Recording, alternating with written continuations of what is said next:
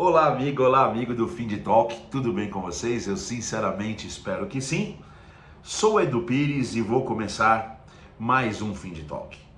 Nesta semana são várias as notícias que a gente pincelou através da nossa curadoria, principalmente aquelas em que eu consiga dar os meus 20 centavos de colaboração para que amplie o entendimento de vocês ou, no mínimo, para que amplie a discussão. Antes de começar com as notícias, quero deixar aqui um abraço extremamente fraternal e os meus desejos de ainda mais sucesso ao Lincoln Rocha, meu sócio, que essa semana gravou na segunda-feira o episódio de número 100 do nosso querido Morning Talks. Se você já conhece, sabe do que eu estou falando. Expediente maravilhoso para que a gente saia de casa cedinho, extremamente antenado e atualizado com as informações que fazem mais sentido e que são mais importantes em nosso mercado.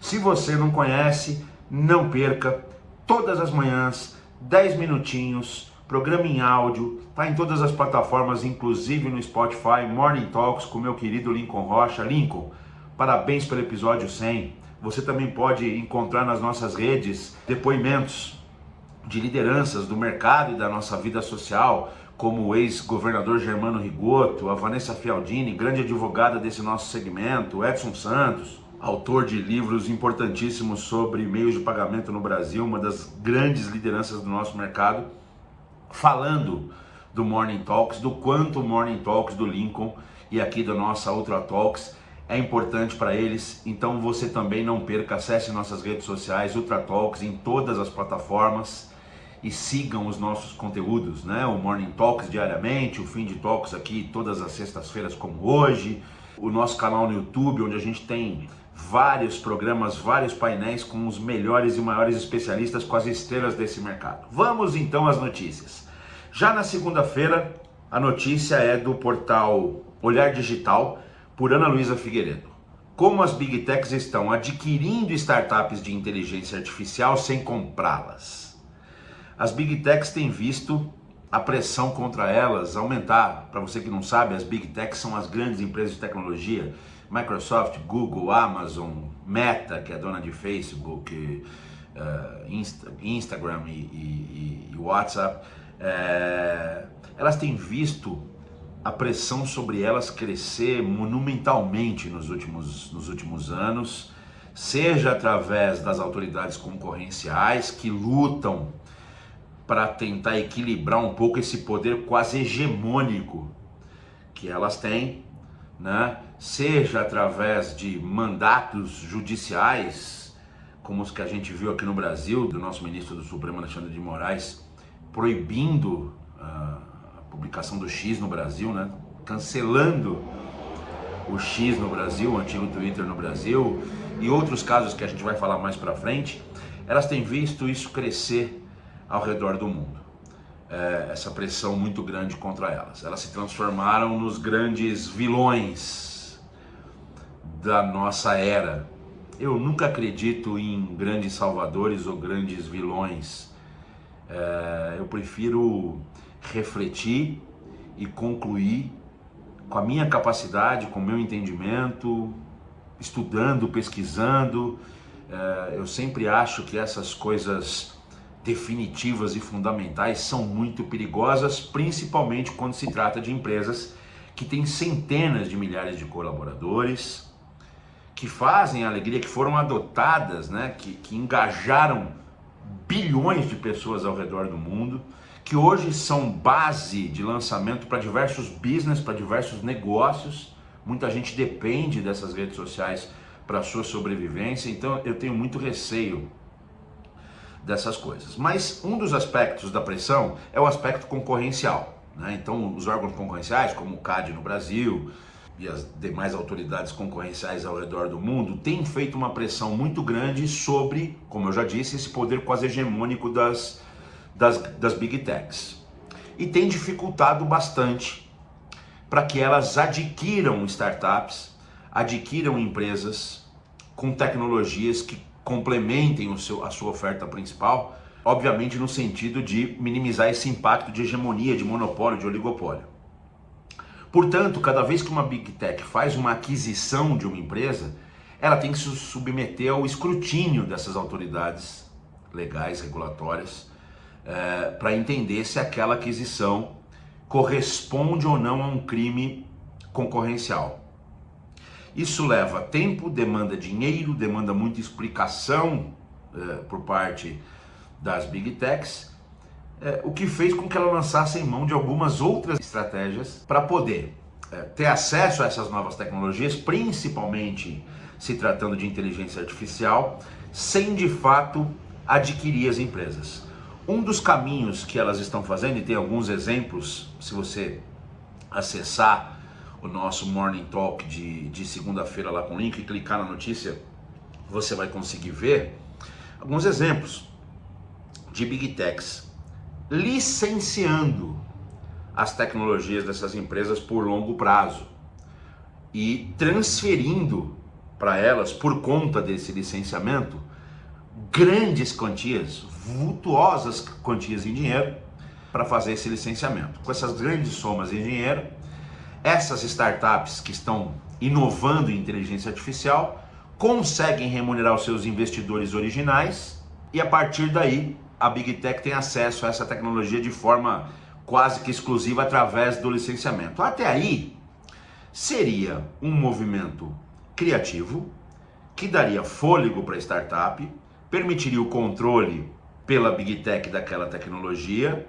Então, até aí parece tudo muito tranquilo, a não ser que você seja um dos conselheiros da autoridade concorrencial que precisa tratar do tema. Mas até aí me parece que está havendo um fluxo financeiro, pessoas jovens, promissores, com tecnologias promissoras, estão acessando o capital e estão conseguindo virar o jogo. Mas é que atrelado ao modelo de licenciamento, o que as Big Techs estão fazendo é convencendo os fundadores, com outras somas vultosas de grana, com seu poder econômico, convencendo os fundadores a trocarem a startup pela Big Tech, fechando o cerco na aquisição daquela tecnologia, aquisição entre aspas, através do licenciamento, mas trazendo as principais cabeças para dentro de sua estrutura, tudo isso por vultosas quantias. Não obstante a felicidade desses jovens empreendedores, que muito rapidamente, ao contrário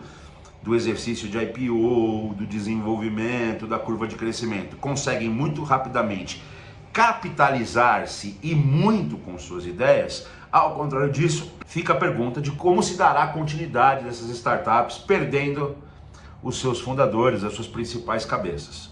O outro aspecto é que os profissionais que ficam na startup dilapidada, que teoricamente não são as estrelas, não eram as lideranças, mas que podem ter profunda importância no processo, vão ficar desamparados, né? Ou não, talvez a partir desse vácuo na liderança surjam novas lideranças, enfim, é o que esperamos.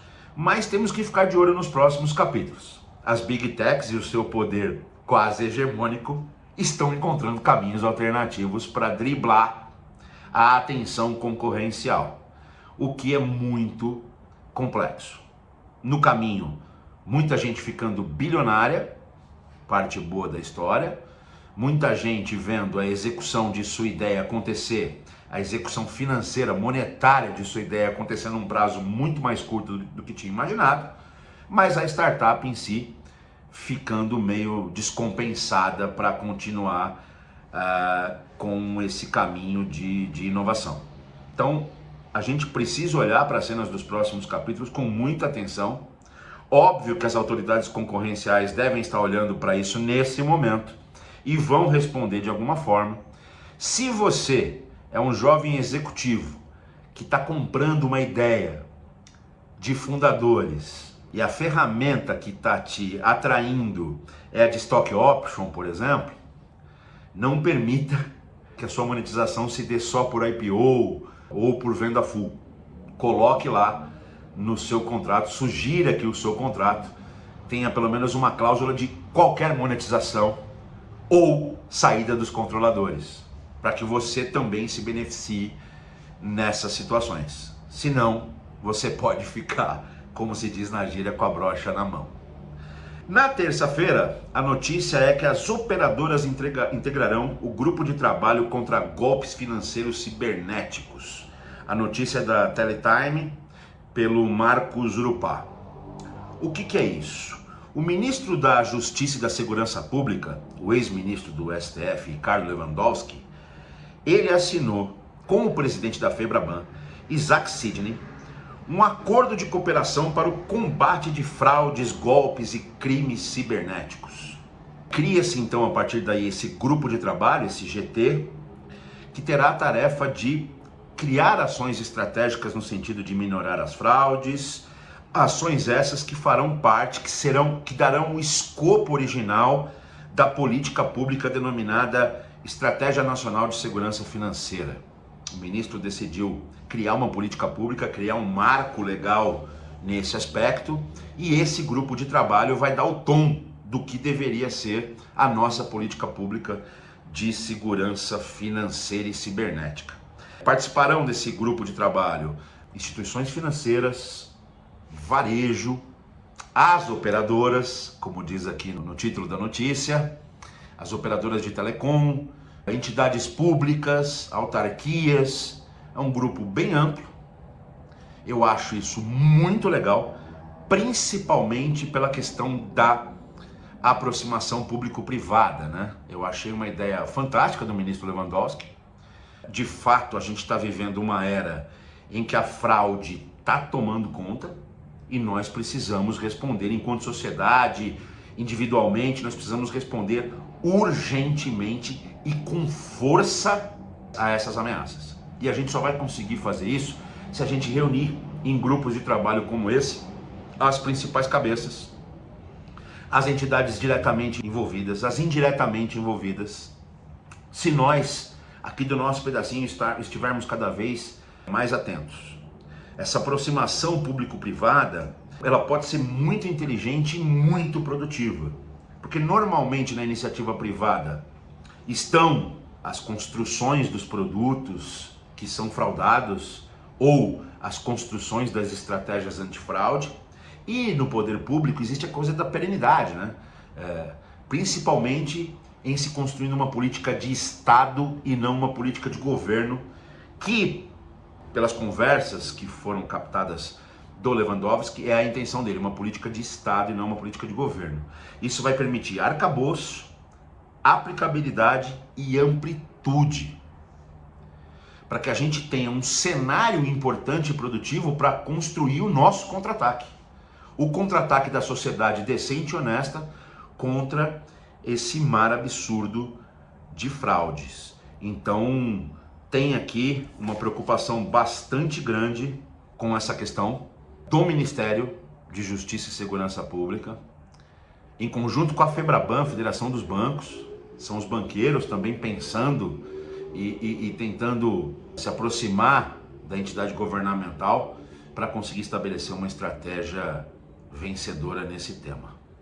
Muito importante ficarmos de olho e muito importante apoiarmos, seja através das nossas instituições ou de nós mesmos, se formos chamados, e ainda se não formos, ao saber que temos um construto como esse para trabalhar o tema, se a gente tiver como colaborar, podemos simplesmente procurar como colaborar com esse construto através do site da FEBRABAN, do Ministério da Justiça e da Segurança Pública. Em breve, com novidades e com detalhamento sobre o tema, traremos aqui como serão as formas de participação, ok?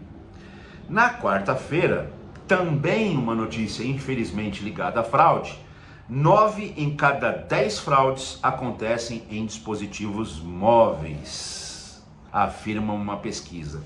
A notícia da TI Insight, através de sua redação.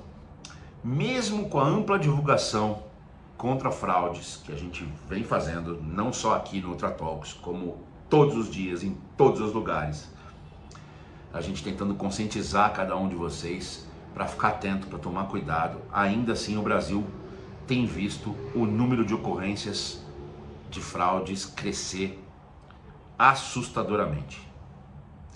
Análises de uma pesquisa bastante interessante efetuada nos últimos tempos mostra que 9 em cada 10 fraudes acontecem através dos dispositivos móveis. a maioria em horário comercial, através de engenharia social, aquela construção da sua personalidade que o fraudador consegue fazer, capturando as informações que você mesmo publica a todo instante nas suas redes sociais e em outras bases de dados que infelizmente vazam. E aí o fraudador, o mau caráter, o criminoso, consegue com muita competência entender a sua personalidade. Então, através de engenharia social, mais o imediatismo do device, afinal de contas, você está sofrendo a fraude no device, que normalmente é o device que você já acessa a sua conta. Então, quando a fraude é muito bem feita e você consegue ser capturado, você consegue ser fisgado por conta da engenharia social, o cara sabe tudo sobre você e você em determinado momento fala, poxa, isso não é fraude porque ele sabe tudo sobre mim, você já está com acesso à sua conta ali na palma da mão. Então, essa proximidade dessas coisas faz com que 9 em cada 10 fraudes aconteça através do dispositivo móvel. Aqui a dica eu já venho dando há algum tempo e vou reforçar sempre. Prudência e atenção. Os 10 segundos de respiração para tirar a decisão da amígdala e colocar a decisão nas partes mais nobres do cérebro. Não existe nenhum problema bancário, nenhum. Seu nome não vai ser prejudicado se você não responder a alguma coisa em 30 segundos, 1 minuto. Você pode ouvir a reclamação da pseudo central, que precisa muito aprovar alguma coisa para você receber um dinheiro. Não faça. Desligue o telefone, acesse o seu aplicativo da sua instituição financeira, acesse a sua instituição financeira através dos canais que você sabe serem seguros e só a partir daí tome essa decisão. Não faça nada nos primeiros 30 segundos, 1 minuto. Não precisa. Não existe urgência. Ah, a velha e boa pegada do estou com o seu filho, estou com a sua filha, estou com a sua mãe. Se infelizmente seu filho, sua mãe, alguém que você ama, foi realmente sequestrado por maus elementos, não vai ser a sua resposta em 30 segundos que vai salvá-lo. Talvez nada o salve. Não é por aí. Não execute nada que te peçam por telefone, por WhatsApp em especial, por redes sociais. Pare, pense e reflita. O Alex Atala, talvez o maior chefe de cozinha do Brasil, um dos mais premiados, dono do restaurante, dentre outros restaurantes do Dom, restaurante refinadérrimo, maravilhoso, não vai fazer campanha de panela barata no Instagram. Pare, reflita. Se um jogo de panela de alta qualidade, antiaderente, com cerâmica de alta resistência, custa R$2.000, o Alex Atala não venderá esse mesmo jogo por R$150 no Instagram. Não aceite isso. Na hora que você quer se beneficiar muito de alguma coisa muito esquisita, é a hora que você está caindo no golpe. Então cuide-se, porque nós somos a principal barreira contra o fraudador. Cada um de nós. À medida em que nós, cada um de nós, tornarmos mais difícil a vida desse mau caráter, menor as chances de se multiplicarem os fraudadores. Então, reforço o meu pedido. Cuidem-se. Nada precisa ser decidido de imediato no telefone. Nada. Nada tem essa urgência. Valeu? Ontem, na quinta-feira, a notícia é bem interessante. Trata de tecnologia. Blockchain tem características que podem impedir a censura em redes sociais, diz gestora do portal Exame por sua redação. A gestora Bernstein soltou um relatório onde ela afirma que as redes blockchain, por sua característica, pelos nós, pela imutabilidade, por uma série de questões, se for utilizada pelas redes sociais, muito provavelmente impedirá a censura, porque toda a informação ali contida estará completamente descentralizada, como é a natureza da blockchain. Muito interessante esse relatório da gestora, que acendeu 300 luzes amarelas nas autoridades ao redor do mundo, que de novo estão super preocupadas com a hegemonia, com o poder hegemônico das Big Techs, que são donas das redes sociais, que estão muito preocupadas com a difusão de informações falsas, as tais fake news, com a difusão de negócios fraudulentos, tudo isso que a gente está tratando no dia de hoje, na mesma panela. Isso acendeu as luzes amarelas e vermelhas. Como assim? Nós, governos de países, não conseguiremos atuar contra uma rede ou as redes sociais caso elas saiam do atual modelo de centralidade para o modelo descentralizado. Aqui uma discussão bastante filosófica, né? Eu sou um liberal por natureza, eu creio muito no liberalismo, minha visão, não quero convencer ninguém, mas ainda assim entendo que os desequilíbrios, que os desvios precisam ser tratados pelas autoridades legais de alguma forma. Tenho muito medo das decisões de cunho ideológico, tenho muito medo das decisões de governo e não de Estado. Não estou falando de nenhum lugar específico. Tenho muito medo. Quem garante que uma censura de um determinado governo é uma ação no caminho da verdade? Só para a gente citar um exemplo, imagine o Maduro, na Venezuela, propondo uma censura de alguma coisa, de qualquer coisa. Vocês acham que essa atitude seria amparada na sua honesta vontade de preservar a verdade? Ou o Putin, ou qualquer ditador? Então eu tenho muito medo e por este medo, quando eu ouço notícias como essas, a minha primeira reação é de paz. A tecnologia proverá a força suficiente para que um tirano seja incapaz de decidir o que é verdade ou o que não é. Mas e quando há a disseminação das inverdades nas redes sociais? E quando elas são usadas para o mal, como no caso das fraudes? Quem pode neutralizar isso? É uma pergunta, é um paradoxo ao qual eu ainda não tenho resposta. Não sei se alguém tem. Obviamente, a hora que você começa a usar as redes blockchain e criar redes sociais efetivamente descentralizadas, como por exemplo o Mastodon, o Blue Sky, que ainda nem ganharam tanto engajamento assim, ao contrário das redes centralizadas que todos nós sabemos o poderio e o nível de engajamento que possuem. Você atrela tecnologias de encriptação, tokenização, que ajudam muito a neutralizar a propagação de inverdades, a neutralizar, por exemplo, aquilo que é construído por IA, né? A possibilidade de processamento de infinitas camadas de metadados de forma descentralizada numa rede blockchain, permite-se contrapor a capacidade criativa e centralizada da inteligência artificial.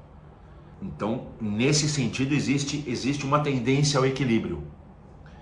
Mas eu tenho muito medo de coisas que são absolutamente assíncronas e de coisas que são absolutamente incontroláveis, né? Que nenhuma entidade ou nenhum grupo de entidades consiga controlar. Mas eu também tenho medo das entidades que controlam, porque por inúmeras vezes na nossa história humana, quando alguma entidade controla, por inúmeras vezes ela passa à tirania a partir do controle.